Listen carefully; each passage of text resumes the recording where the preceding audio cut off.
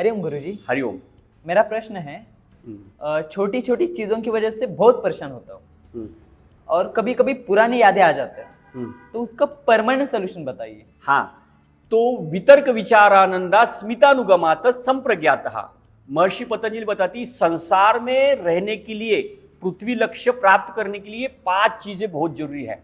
वितर्क यानी चिंतन, विचार यानी विचारों को देखने की कला, आनंद यानी खुशी का असली स्वरूप, अस्मिता यानी अहंकार का असली स्वरूप, और श्रद्धा का असली स्वरूप।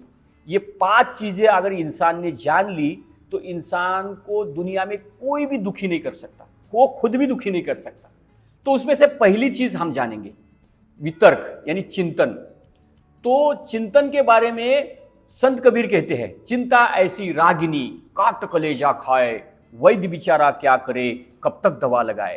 यानी चिंता जो है ना, ऐसी बुरी बला है तो इंसान को खाए जाती है और उसका शरीर पर परिणाम होता है। खाना खाते वक्त चिंता है, पेट में एसिडिटी, किसी के बात करते वक्त चिंता है, कॉन्फिडेंस डाउन होता है, मन में नकारात्मक विचार आते हैं। तो हमेशा सोते हुए उठते हुए जब चिंता आती है तो उसका शरीर पर मन पर परिणाम होता है और विकार निर्माण होते हैं। तो उन विकारों से बचने के लिए चिंतन सबसे बहुत महत्वपूर्ण चीज है। चिंतन यानी चिंतन करना, वितर्क यानी चिंतन करना चाहिए। तो हमारे गुरुजी सरसरीप कहते हैं, तो चिंतन करने के लिए छोटी छोटी घटनाओं को 3D एंगल से देखना चाहिए। 3D एंगल से यानी क्या, जैसे हम कोई भी घटना है, छोटी छोटी घटना है या बड़ी घटना हो, कोई भी घटना हो, घटना को हम फ्रंट व्यू से देखते हैं। फ्रंट व्यू से देखेंगे तो घटना क्या लगती है, बुरी लगती है और उसको देखते बढ़ते इंसान स्ट्रेस में चला जाता है और डिप्रेशन में चला जाता है। लेकिन घटनाओं को चारों ओर से देखना चाहिए, चारों ओर से 3D से देखना चाहिए।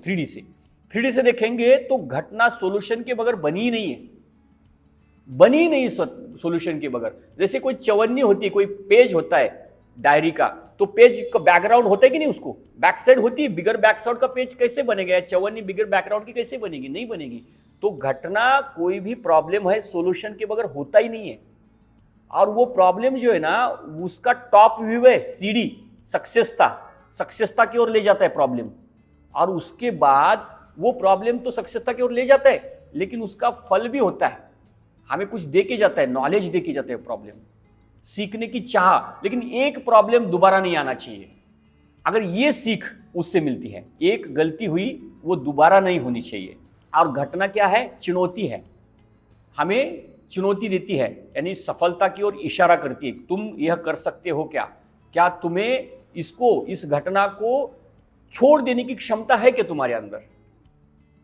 तो ये क्या है, हल फल सीख सीढ़ी, ये सारी चीजें घटना के सारे बैकग्राउंड को देखने के बाद उन घटना को चारों ओर से देखेंगे, जानेंगे, वो इमोशन से क्रिएट होती है और उस इमोशंस को क्या करेंगे, एक्सेप्ट करेंगे, छोड़ देंगे, तब जाके इंसान खुश रहता है। और ये सारी चीजें योग में सिखाई जाती है। योग में मनन करना, चिंतन करना, आपने मन को पकड़ के नहीं रखना है। भावनाओं को जब इंसान पकड़ के रखता है, इमोशंस को पकड़ के रख सकता है, तो दुनिया में उसको कोई सुखी नहीं कर सकता। उसको छोटी छोटी घटना परेशान करेगी ही।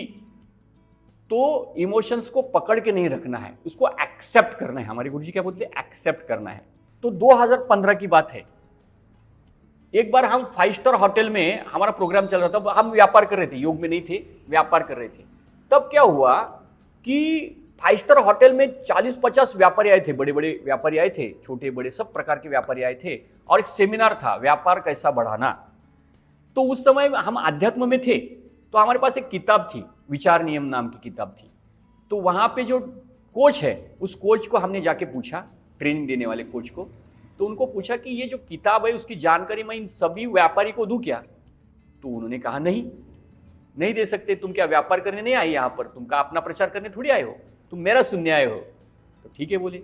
फिर बाद में प्रोग्राम समाप्त होने के बाद कोच ने कहा, मेरा कैसा लगा टीचिंग बताओ।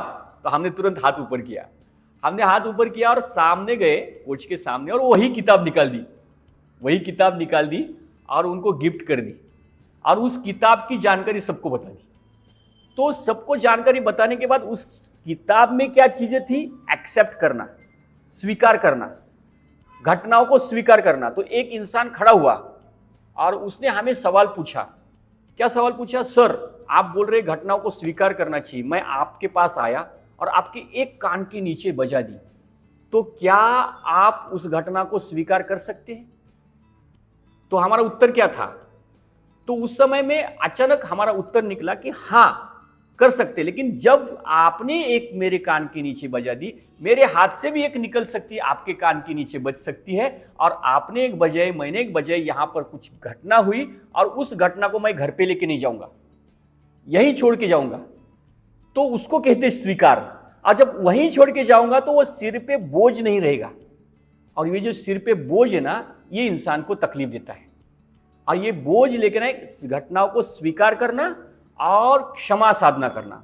अगर मैंने जाने अनजाने में आपको कुछ तकलीफ दी, कृपया मुझे क्षमा करो, ऐसा मन ही मन बोल के छोड़ देना। सामने वाले ने सुना, अगर नहीं सुना तो बोलना और छोड़ देना, और अपने आप को संतुष्ट रखना, कोई चीज़ों को साथ में लेके नहीं जाना।